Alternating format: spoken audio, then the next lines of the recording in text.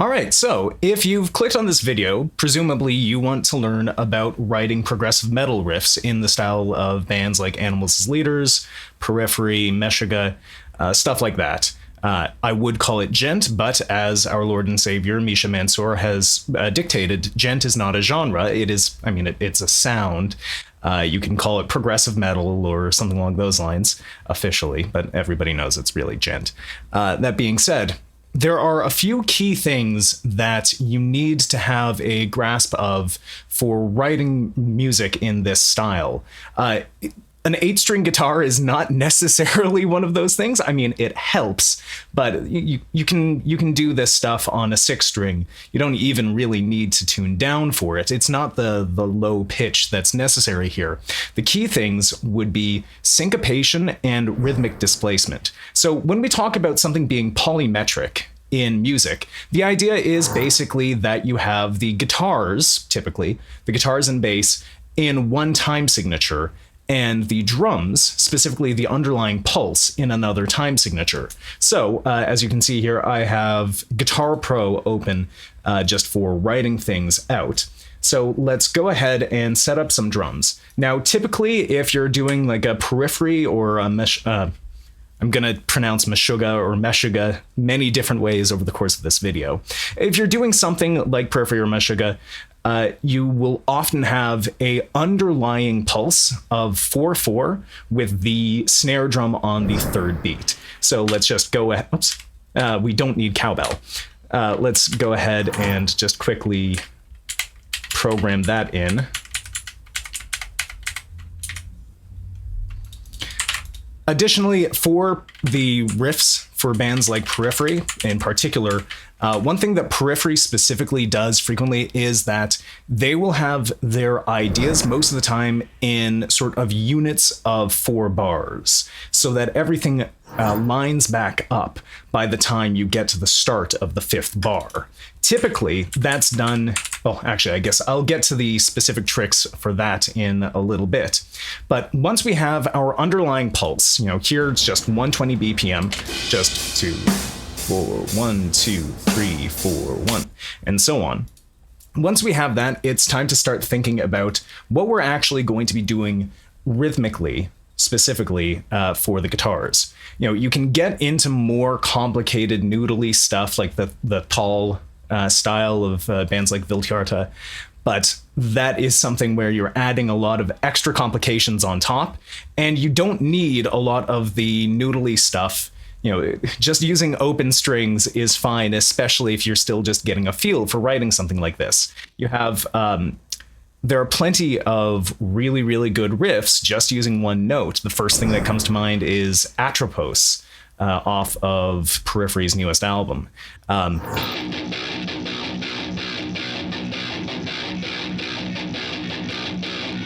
Just something like that. It's very simple. The thing that makes it a proggy kind of riff is the way that the accents play around with the underlying pulse. The main idea is having the essentially having the emphasis shift around over the course of the idea. So let's make the most boring possible riff. It's just going to be... One second here. I'm going to pause the recording and get a proper djent tone. One second. Okay, so now I have a proper djent tone going here. Let's make the most boring possible riff. Let's just do quarter notes just to start. So I'll do quarter notes on the open B string.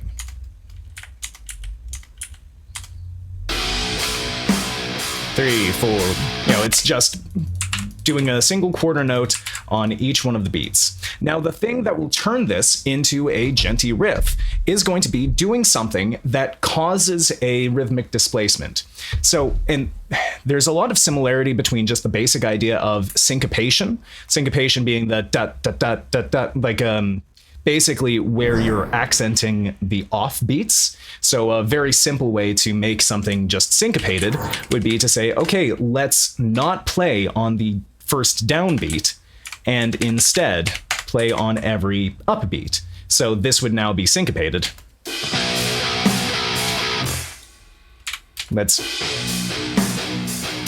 Now it's already starting to kind of groove, actually. Let's turn these into power chords. One of the things of the djent sound, not on the composition side necessarily, but on the sort of sound, the tonal texture, is the, you know, getting the hard attack, not a whole lot of distortion, not heavy distortion, but hard attack and playing with chords. A lot of the time sometimes it's just the standard fifth octave power chord, and then sometimes you'll see that they'll add on like an extra, basically adding on an extra stacked power chord on top. So it would be actually, I guess, root fifth, then octave, and then another fifth up above. So that being said, that would be mostly for the texture rather than necessarily harmonic content. But now at the very baseline, now we have a syncopated rhythm. The thing that will make this polymetric would be doing something so that essentially the implied underlying rhythmic structure of the guitars is different than the standard 4/4 rhythm. So you can see here I have a quarter note rest to begin. That's what shifts us off of the beat. And then I end on an eighth note. And so, you know, we could just loop this, and now we'd have a syncopated rhythm, but it wouldn't be polymetric. What we can do instead is say, no, let's skip that rest at the beginning of the next bar. So we'll make that a quarter note rest instead of a half note, or eighth note rest, rather. So if we make that a quarter note rest, immediately we can see that I'm getting a red highlight on the bar there. That's because now there are 4.5 beats in this bar. That would be equivalent to 9/8. So what we can do is have this bar basically drag over into the next bar. So that eighth note at the end is now going to be shifted over. So one thing that you can do, I've found myself doing this a lot when I'm trying to just learn stuff by Periphery and Meshuggah.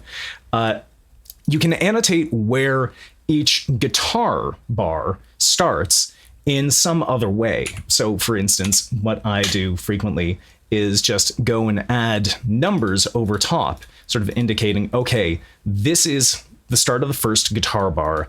This second note, the second beat of the second bar, is actually where the second bar of the guitar idea starts, or the second repetition of the guitar idea starts. And so now we know the guitar idea. Let me write it out over here. The guitar idea would be like this. Sort of copy and paste this so I don't spend too much time messing around with it. Okay, so actually, we're starting out technically with 5/4. I didn't quite do that on purpose. You know what? Actually, no, we're not starting out with 5/4, because the idea, the rhythm itself, the guitar motif, starts with an eighth note rest. So when we have, let's see here, just change the way that I'm writing this out to make it more representative. We'd actually have that the second bar of the guitar idea is starting on the and of the second bar. So we can see that it's rest, quarter, quarter, quarter, eighth, rest, and then it repeats. And so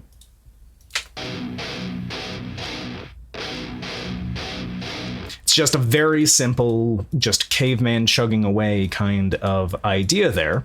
But the thing that will make it feel proggy, the thing that will make it have that djent feel, is the fact that it is shifting around. It's playing around with the underlying rhythmic structure that the drums are giving. So let's see here. Just want to make sure that I'm actually transcribing this right.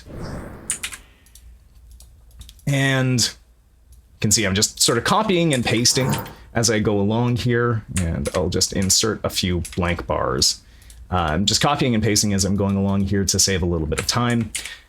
But we run into a thing. Now, Meshuggah will be a little bit more daring with this sort of thing. I think in Do Not Look Down, it goes like 32 bars before the guitars and drums agree on what the downbeat is or what the start of the bar is. Over the course of the intro. But as I said, for Periphery, for instance, most of the time they'll just go for 4 bars. And what they'll do is have some sort of modification on the underlying motif so that it causes everything to line back up again. Either adding in an extra note or taking away a note or doing a little flourish, almost like the equivalent of doing a drum fill on the guitar almost. But we can see that this final bar is a half note short. We have 3.5 out of 4 beats. So what we could do is let's do 2 16th notes and see what happens here. Lucas here from After the Fact. One thing that I realized was that as I was copying out the notation there, I did actually make a mistake and drop one of the 8th note rests, which caused the whole shifting premise that I was trying to describe to get thrown off a bit. If you don't make that mistake, then what we end up getting is that rather than having the final bar be a little bit short, the final bar is basically 1 beat, or would be 1 beat too long. So here we can make it fit back into 4/4 just by truncating the last 2 notes, taking away that 8th note followed by a rest at the end of the 9/8 bar. So we're actually finishing off technically with a bar of 7/8 so that everything lines up nicely. We get the 4 bars worth of 4/4 lining up. So this is how it should sound without that mistake.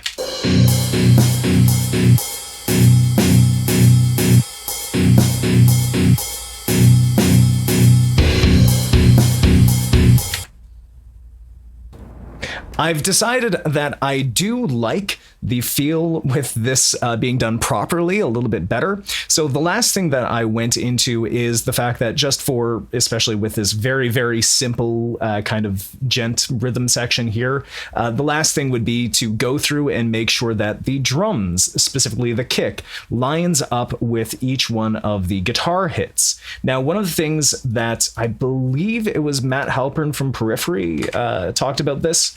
If not Matt Halpern, maybe it was Misha Mansour talking about programming drums rather than playing drums.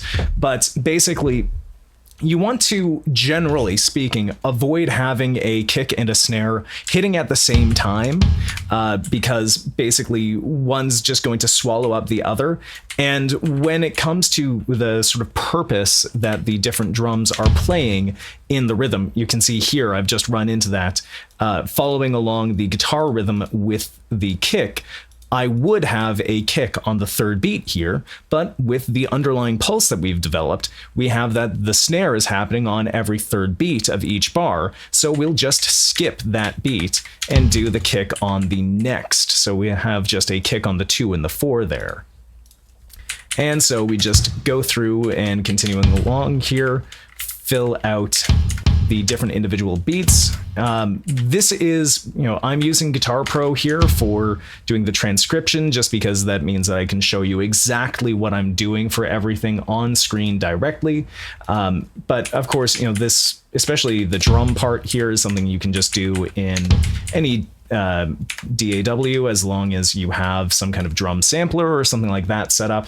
And of course, these principles, you don't need to be doing this with software. I'm not a drummer. I'm just doing this myself here. But this is what we have once we've gone through and filled everything out. One thing that I'll note here is that I do one change on the 2nd repetition, and that is adding a open 8th note to the beginning of the phrase. So it starts out rather than just with a rest, instead it does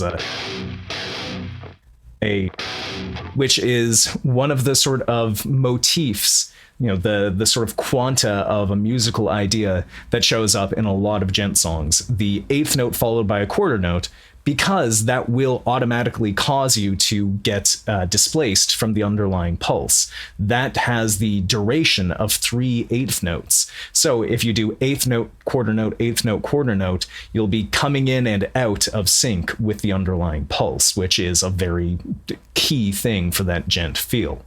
That being said, this is what we have now.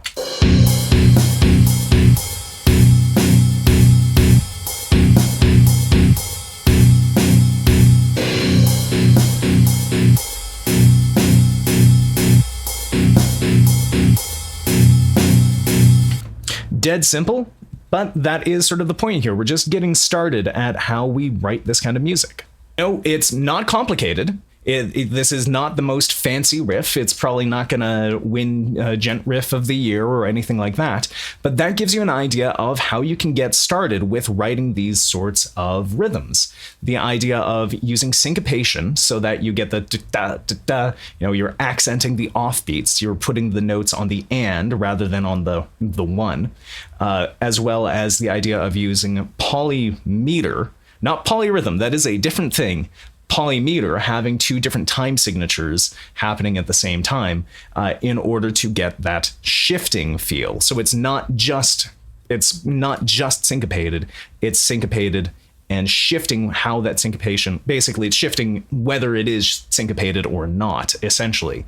And so that is something that will, Meshuggah uses this to great effect on a lot of their songs, where it's actually a very, very simple riff. And what makes it feel much more complicated is the fact that they keep on adding in or taking away notes, and that keeps it shifting around. So it's that idea of shifting things around using basically bars that end in weird places on the guitars and other instruments that give you the bass line, not literally bass, but give you the basics of a djent polymetric riff. I almost forgot to do the YouTube thing. So if you found this video helpful, make sure to like the video, subscribe to the channel, and leave a comment down below. And hopefully I'll see you around again.